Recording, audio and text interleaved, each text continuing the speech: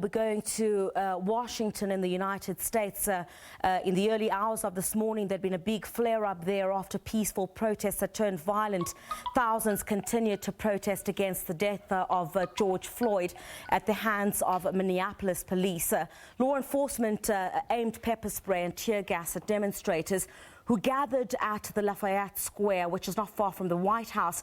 SABC News correspondent Harper is live to us now, not far from the Lafayette Square, where that violence had occurred. Nick, a very good evening to you.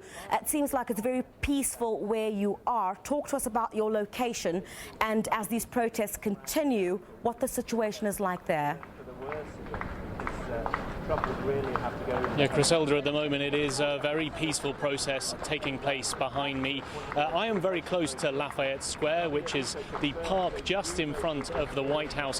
What they've done today, though, they seem to have pushed the security cordon further away from the White House. You may be able to see just behind me there are police officers dressed in full riot gear. We're told that they are police prison officers, usually used and trained in riots. They have created a security cordon halfway up this block, much further away from the White House than we've seen in the last few days. The police have certainly been upping their presence overnight. Yesterday they created an 8-foot security perimeter around the White House, raising a very high fence. Today they've created this human cordon of police officers in full riot gear. It seems that they're showing very much a show of force and showing that they want to push this cordon as far back as possible to make sure that we don't again see the type of scuffles that we saw overnight last night. Well, Nick, it seemed like those scuffles had ensued well after the curfew had kicked in. And for the benefit of our viewers, where that took place, that was not too far from where the White House is. Talk to us a bit about, extended, if I may, security measures in addition to what you've just said around that particular spot, because it seems like trouble started after the curfew itself had kicked in.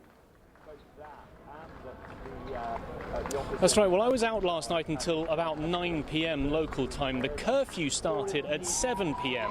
and yet there were still hundreds of people out on the streets when that curfew started. People that I spoke to yesterday told me that they wanted to remain out after dark, after the curfew, as a show of force to also show that they were in defiance of what Donald Trump had said the day before, that he was threatening to use the full force, the full military might on the streets of the United States. And protesters said that they wanted to show that they were standing up to that, show that defiance by remaining out after the curfew. And those protests, up until I left at 9 p.m, were completely peaceful. At one point, there was a protester who climbed up and ripped a sign off a lamppost.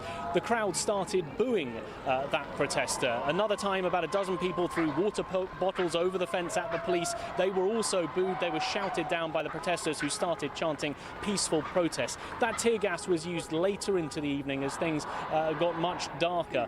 And obviously the police have been upping the number of troops, the number of police officers, the number of National Guard that are out around the White House and around some of the national monuments as well.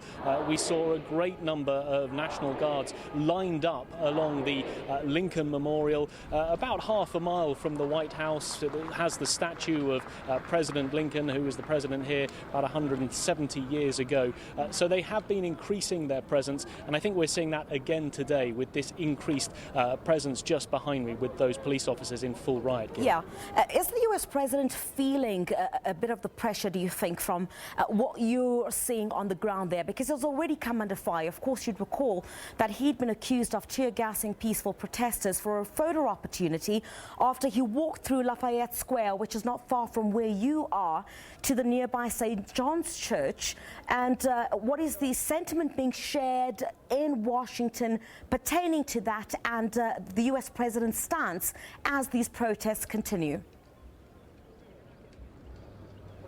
Yeah, lots of criticism about that. That St. John's Church is just behind me. It's half a block in that direction towards the White House. What we have seen during the course of the morning here in the US play out is a stunning rebuke of the president, which will certainly put him under even increased pressure. The Defense Secretary, Mark Esper, has come out to effectively break with the president, to say that he does not believe that the military should be used on the streets of the United States for these protests.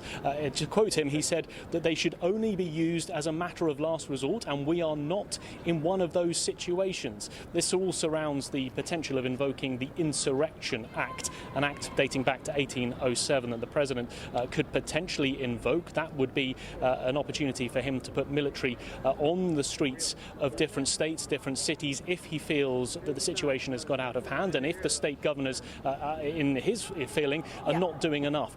So that is certainly a stunning rebuke for the Defense Secretary to come out and to break with the president like that. Well, perhaps, Nick, you could give us a better sense, because there are clearly now solidarity protests of what happened in the United States and other parts of the world. And, of course, that would add additional pressure on the U.S. government there. What is being said about that, both on the ground and as perhaps you interact with other colleagues, perhaps from the media fraternity, about how this is now unfolding into basically solidarity throughout the world over what has happened there? Well, it's an oft-used phrase, the world is watching, but I think that is certainly the case here, and we have seen those protests spread right around the world, as far away as New Zealand, the opposite side of the world from the United States. I think the media here are stunned by the fact that there is this global attention, that they are seeing protests perhaps from their own home countries. The protesters here that I was speaking to yesterday are overjoyed that their message of police brutality, their message to end this discrimination and to fight the inequality as they see it in the United States, has been taken up by protesters right around the world. I mean, it is certainly stunning to think that we are now 9 days from the killing of George Floyd that happened last Monday, and these protests, rather than diminishing, as has been in the past with other protests over police brutality, seem to be growing in size, not just here in the US, but around the world.